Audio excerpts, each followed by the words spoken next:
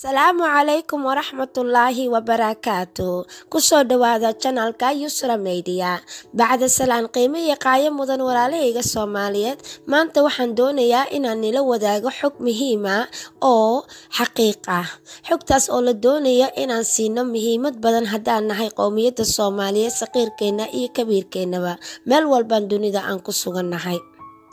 Xogtaas oo sal ay ku hayso arrintan soo socota oo su'aasha ah: jiritaanka iyo faraca Soomaaliyeed ma waxaan noqon doontaa kuwa sii aayatiin dheeraada qarniyada dambe, mise waxay noqon doontaa sidii taariikhda ay nagu soo warinayso maantay qowmiyadaha qaarkood oo kale kuwa bargo-ay oo dunida kasii dhammaan doona. Xogtan sidoo kale waxay saameyn ku leedahay sidaan aragnay walaalahayga qaaliga muddadan dambe, ayaamahan dambe ah, waxaa soo banaanbaxayay oo banaanka iskeenayay waalidiin Soomaaliyeed ee idaacadaha ka howlgala geeska Afrika, khaasatan Soomaaliya, ay soo bandhigeen, kuwaas oo dalkii hooyo jooga waalidiintan oo ka cabanayay kana baroor diiqayay awlaadoodii ay lacaayeen, meel iyo raad ay ku sheegaanna waysan yihiin. Sidoo kale waalidiintan cabasho badan iyo baroor diiq badan waxay u direen iyo qayladhaan dowladda federaalka Soomaaliya, taasoo ilaa iyo hadeertaanse aan u soo jawaabin. Xogtan waxaan u kala qaybin doonaa walaalahayga Soomaaliyeed 3 qaybood. 3daas qaybood ay sidaantan aan nigula falaqayn doono soo socota.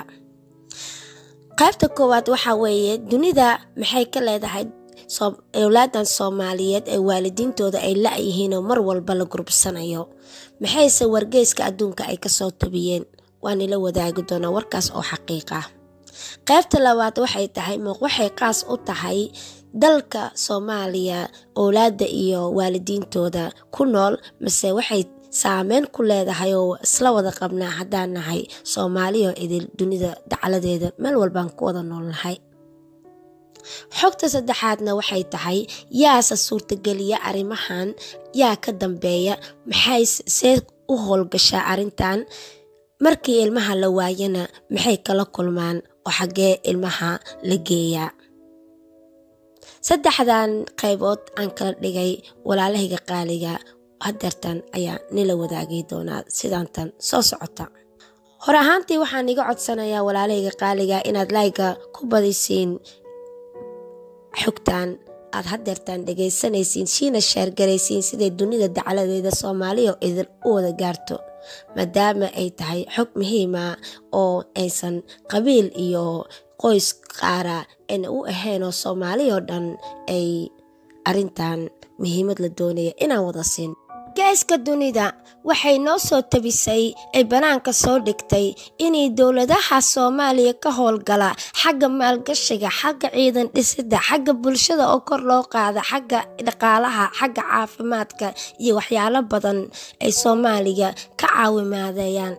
kuwaas inay leeyihiin hay-ada hoos yimaada dowladahooda oo shacabkooda iyo dowladooda hoose aad iyo aad ugu adeega sidii inay shacabka dhinac walbaba baahi tiraan. Hay-adahaas inay dowladda federaalka Soomaaliya iyo 9 kaloo dowladood ay Soomaaliya 10 ku tahay ay contract wax la yiraahdo la saxiixdeen oo heshiis waraaqadeed ah haddii aan xagga luqadda Soomaaliyeed u dhigno. Heshiiskaas oo ku saameysan awlaadaha taagta daran ee dunida oo la doonayo nolol wanaagsan inay loo suubiyo, taas oo dowladda Soomaaliya ay hoos imaanaysa. Waxaa heshiiskaas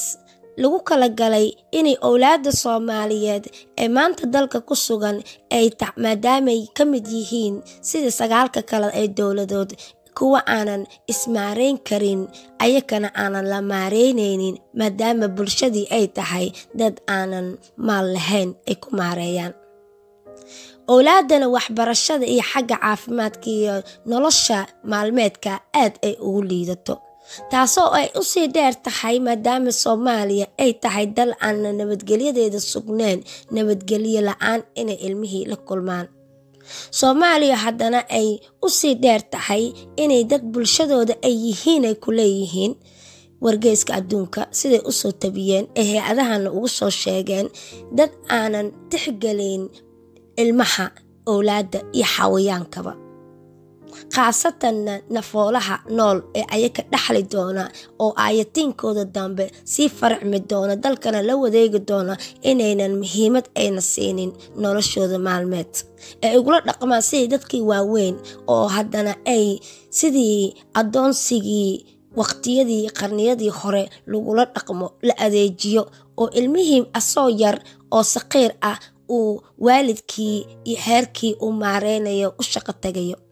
taasoo xaquuqda insaanka bili-aadinimada owlaadda ay aad iyo aad uga soo horjeedo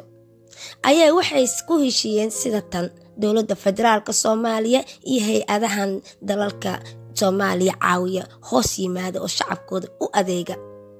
inay shacabkooda khaasatan kuwa madhalayska ah ay owlaad doonaya inay korsadaan laakiinse maalqabeenta ah oo lacagta haysta inay owlaad uga dhigaan owlaadda Soomaaliyeed haba ahaatee owlaadda Soomaaliyeedna ay ku magacaaween kuwa markaas noloshooda heer sare ay noqon doonto adduunka ilmaha kale ama owlaadaha kale ay la sanqaadi karaan ay daryeel wanaagsan iyo waalid wanaagsan oo tixgelinaya dadnimadooda iyo dowladda tixgelinaya ay ku noolaan karaan waxbarashadooda iyo nolol maalmoodkoodana ayna qas dambe aynan arki doonin nabadgelyadoodana ay sugnaan doonto saas darteeda 10kan marka dowladood ee Soomaaliya hal ay ka tahay waxa 9ka kale ay heshiiskooda yahay inay ayakana sidoo kale sida hadeernii sheegay kontraktiga ama heshiiska saas lagu kala saxiixdo dowladaha kale waxay Soomaali dowladeeda marka ugu duwan tahay waxay tahay dowladaha kale waxay qabaan xerooyin ilmaha markaas lagu maareeyo oo lagu sii sugo ilaa ay laga soo doono waalidiintana si sharaf leh ay u dhiibaan maadaama ilmahooda maareyn karin oo xorinimada aan laga qaadin waalidka markaas ilmihiisa ka fogaanaya oo gacanta shisheeyaha u galinaya kuwaas oo xataa marmarka qaarkood waalidiintaas maal ee la siiyo lacageed lagu bedelo ilmahooda Soomaaliya laakiin taas kama jirto waxaa jirta ilmihii inay jidkii laga xaabsado ma waalid maalqabeen baa dhalay mise waalid faqiir baa la dhalay waxaas mid ma maareyn kara waalidka ma maareyn karo waxaas ma xisaabiyaan dowladda federaalka Soomaaliya ilmihii waa la soo xaabsanayaa xerana laguma xirayo ilmaha hore baa laga dhoofinaya sharcina lagu sameynayaa waxaana eelaboorka caalamiga ee aadan cadaal ayaa laga dhoofinayaa lacagta waalidka la siin lahaana waxaa qaadanaya dowladda federaalka ee Soomaaliya saas ayaa ay ku leeyihiin marka hay-adahan inay ayakana ogsoon yihiin war ee u hayaan lama oga inay owlaadda la soo xado iyo in kala laakiinse waxay u badan tahay sidoo wargeyska dunida cadeynaya inaynan dowladda federaalka owlaadda markastaba xaquuqdooda ay ku taalo dastuurkooda laakiinse aanan juuq ijaaq u dhihin ama aynan tixgelin jiritaankooda taas oo ay cadeynaysa dhinacna inay hay-adaha ka warheeyaan waxa dowladda federaalka ee Soomaaliya suubiyaan mas-uuliyiintooda mid waa taasaa oo ilmihii waa la dhoofiyaa oo waxaa la geeyaa dadka madhaleyska ee dunida hormartay jooga ayaa owlaad u noqdaan owlaadda Soomaaliyeed midda kale oo jirta waxay tahay dowladaha taagta daran badanaa waxaa ka adeegta oo ay si sharci daraa uga adeegta ayakana maafiyada ama mooryaan sidaan u naqaana af Soomaaliga mooryaanta xibnaha ka adeegsata ee insaanka kuwaas oo la gala ayakana heshiis qarsoodi ah oo sharci dare ah xawaaladaha Soomaaliyeed qaar ka mid ah iyo sidoo kale muqalasyo Soomaaliyeed ee dalka gudihiisa ka howlgala, kuwaas oo markaas marna si sharci u eg oo matala laakiin aan sharci ahayn heshiis waraqadeed ah la saxiixda waalidiinta markaas ilmaha, kuwaas oo muqalasiinta oo yiraahdo waalidiinta 10,000 ama 20,000 bangi hebel dhig ama xawaalad hebel dhig, kadibna markii awlaadaada la geeyo dalalka shisheeye aan kuu geyno markaas lacagtii baan ka qaadanaynaa meeshaad noo dhigtay adiga waalidka. haddii lacagtii aan qaadano waa kaasa oo awlaadaada kuu naba tagtay, haddii la qabto muqalaska markaas iyo waalidkii awlaadii oo la wado markaasna lacagtii kaama rabno waa naga qasaartay. badana way qasaartay yiraahdaan, waxayna u dhahaan waxaas waxay tahay raad iyo meelan ku sheegnana waa lacan haye yiraahdaan. maxaa yeelay xibnaha insaanka ayaa laga adeegtaa. taas waxay ku dhacday oo wargeyska uu soo tabiyay sidoo kale muddo yar ka hor dalka Ameerika ayay ka dhacday. inan yar oo 14 sano jir ah oo la soo dhoofiyo muqalas uu waday ayaa waxaa lagu qabtay eelaboorka dalkaas Ameerika, taasoo loo waday oday sheyba oo cadaan oo maalqabeyn ah oo laba keli ka maqan tahay beerkana ka xanuunsanaa xibnaha inay gabadhaas looga bixiyo. subxaanallah ayaan leenahay haddaan dad muslimiin ee Soomaaliyeed nahay, waa arin argagaxa. sidoo kale waxay sameeyaan walaalahayga qaaliga ah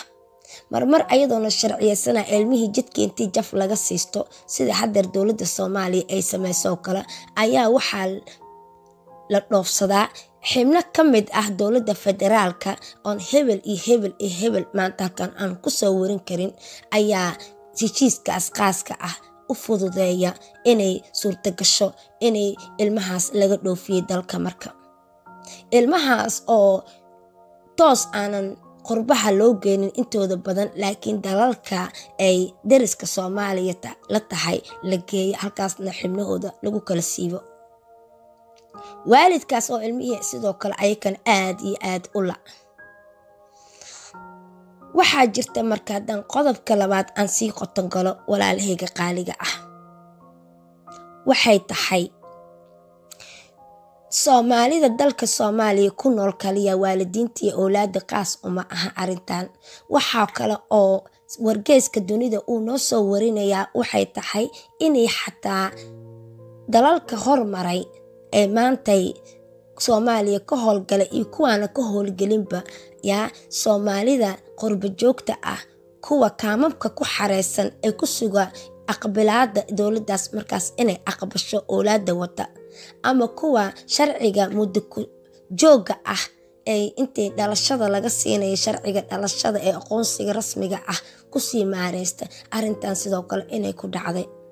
2016 ayaa ka mid ah ilmo badan ay Soomaali u badan yihiin inay kaamka lagu sugo qaxootiga ay ku xareysan yihiin dalka Jarmalka inay laga waayay ilmo fara badan boqolkii dhaafaya ee Soomaaliyeed, kuwaas oo dowladda la socday ilmahaas waalidiintooda kaamkana ay markaas hooyaad ay ku ahaayeen laga gurubsaday. haddii la weydiiyay dowladka horumarka ay weydiiyeen oo xagee wargeysyada adduunka ay weydiiyeen ilmahan waa la la'ayay xagee wareysyo laga qaaday oo baaritaan loo galay, waxay leeyihiin ilaa iyo hadeer waa 2016 ilaa iyo hadeer dowladda Jarmalka meel aan ku sheegno ilmahaas ma jirto laakiin waan baadi goobi doonaa. sidaasoo kale waxay u egtahay xibnaha ayakana inay laga baxsado ama la siiyo waalidiin aanan markaas awlaadooda aysan ahayn. waxaa jirta sidoo kale inay aad iyo aad ugu dhiban yihiin maalin walbaba dal Soomaali ay ku nooshahay qurbaha ilmo lagu waayo, marna waalidkii ilmaha la waayo, marna waalidka la dhaafo oo ilmihii la baadi goobo la waayo. 100 iyo xoogaa ilmood ayaa maqan 5 sano ugu dambeysay dalka Holland ee Soomaaliyeed oo raadkooda iyo meelay ku dambeeyaan la weysan yahay. waalidkaas oonan ahayn waalid inta badan luqadaha yaqaana intay ku adeegtaan ama isku maareeyaan ma ogiya, sharciyadana aanan si fiican u garanaynin. meeshaas marka waxaa ka cad walaalahayga Soomaaliyeed inay og yihiin kuwa maafiyada ilmaha ama mooryaanta xibnaha insaanka ka adeegsata inay ogsoon yihiin dalka Soomaaliya, khaasatan dadka bulshada Soomaaliyeed inay yihiin dad isku mashquulsan oo iska warhaynin intooda badan, ayaka isxaqxagta, ayaka ismucaarada, ayaka laftigooda isximiya, ayaka is aflagaadeeya, ayaka is hormarka isku diidan oo cadow isku ah.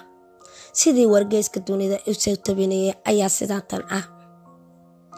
waxaa jirta qowmiyad Soomaaliyeed ay ku leeyihiin oo ayakii isku mashquulsan oo ayakii ma ahee dunida kale aanan la saaqaadi karin haddii dal iyo dibad meel walba ay ku sugan yihiinba,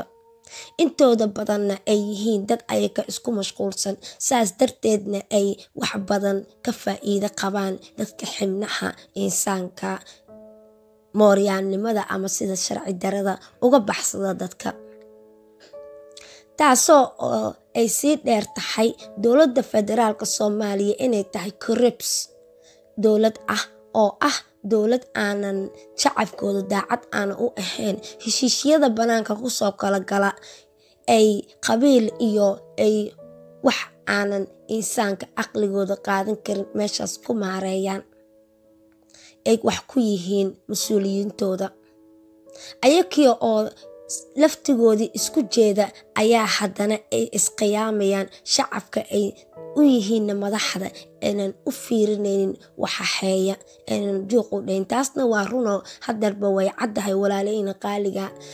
hooyo kasta iyo aabbo kasta ilmo dhalay iyo wiil iyo gabar kastaba waa dareemi karaa xanuunka waalid ilmihiisa la meel ku sheegan uu weysan yahay, la leeyahayna dalkaaga dowlad baa ka dhisan, dowladana aynan juuq u soo dhahaynin, ilmihiina la hubo inay dowlad aan ka warhaynin ma jirto, eelaboorkeeda waxaa ka dhoofa alin eelaboorka laftigiisaba kontarool ayaa jiro, cunug sharci la-aanna dalalka hormaray tagaya ma jirto. sidoo kale waxaa jirta dowladaha qaarkood hay-ada ka howlgala ayakana oo waxay sameeyaan dalkii dhexdiisii ayay ilmaha intay dhahaan shaqan u dirayna xagga dowladda la yiraahdo waa la shaqo gelinaya dibadda la geenaya ayaa waxaa la sameeyaa prostituel waxa la dhaho ama la yiraahdo inay gabdhaha Soomaaliyeed oo yaryar oo saqiirada ah ama hadeertan soo qaangaaray inay loo geeyo dalalka Carabta, kuwaas oo loo geliyo meelaha shaashadaha nimanka ay waxyaabaha xun ay ku sameeyaan, meeshaasna ay jirkooda ka ganacsadaan. taas oo suurtagelisay inay badanaa dhinaca Jabuuti ama Ethiopia ilmahaas gabdhahaas laga dhoofiyo oona toos aan uga bixin dalka Soomaaliya raacinna Turkish Airlines. waxaa jirta marka walaalahayga qaaliga taxadar badan inaan suubina haddaan Soomaali nahay. waxaa fiican inaan anaga aan isku jeesaninoo aan ka fikirna sidaan hordhici ugu horeeyay aan fiidiyowgan ku bilaabay ahna inay jiritaanka Soomaali sii jiro qarniyada dambe iyo inaan bargo'i doono inuu shaki badan ka taagan yahay. maantay walaalahayga qaaliga nilama wadaagayo hebel siyaasi muxuu soo sheegay iyo maxaa dalkii ka jira ee hadeer waxay taagan tahay naflaha dambe aynan dhaxli doona ay Soomaali guud haddaan tahayba awlaada aan dhalnay iyo kuwa sii dhali doonaan iyo kuwa ay sii dhali doonaan inay sii jiraan ee nabadgelyo adduunyadan ay ku wada noolaadaan, dad jirana aan noqono. anakii haddii aan isku jeesanay, anakii haddii aan islaynay, anakii haddii shisheeye naga faa'iidaystay, ma aha walaalahayga qaaliga inaan kuwii aan dhalnay maanta aan doonayna inayna dhaxlaan oo magaceena sii jiro adduunka haddaan rabno inay aan shisheeye sidaasoo kale uga beecino ama aan sakaraadka iyo malakumoodka aan ku caawino xibnahooda aan iibsano. qoomiyadda ma wada wanaagsana waan dareemi karaa, adinkana waa dareemi kartiin, laakiin walaalahayna qaaliga waxaa aad u fiican arintan inaan tixgelino ma aha arin siyaasadeysan ma aha arin qabyaalistaysan arin ximis ku jira ma aha arin mucaarad iyo maxaafad ka dhaxaysa ma aha arin waxa weeye jiritaanka dambe ee Soomaali haday rabto inay sii jirto faracooda dambe inay ilaalsadaan awlaada ah arin waxa weeye dhamaanteena shacab hadaan nahay Soomaaliyeed aan doonayna inaan muhiimad siino arin waxa weeye insaanka naga dambeeya inaan ka fikirno hadii ana kiteyna aan weyne dalalka hormaray maanta waxaan ka aragnaa inay 50 sano iyo 70 sano soo socdo ay ku fikiraan maxay faraca naga dambeeya kuwa ka sii dambeeya ay ku noolaan doonaan xagga dhaqaalaha ay dawladaha ka fikiraan iyo siyaasadiinta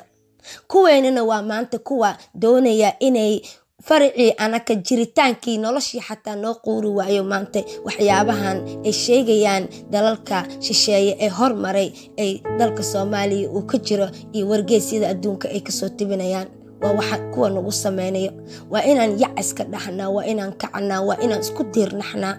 walaalahayga qaaliga sidaan ni sheegay fiidiyowgan si share gareeya lana wadaaga walaalaha qaaliga ee Soomaaliya dunida dacladooda ku wada nool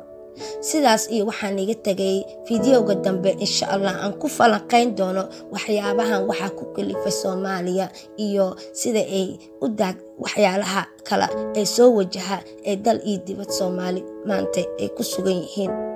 haddaad ka hesho fiidiyowgan like saar commentigana ra'yigiina waa muhiim halkan igu dhaafa dhamaantiina waxaan leeyahay walaalahayga qaaliyad waxaan iga tagayaa salaanta ugu qiimaha qaayaha badan dunida iyo aakhirada assalaamu calaykum wa rahmatullaahi wa barakaatuh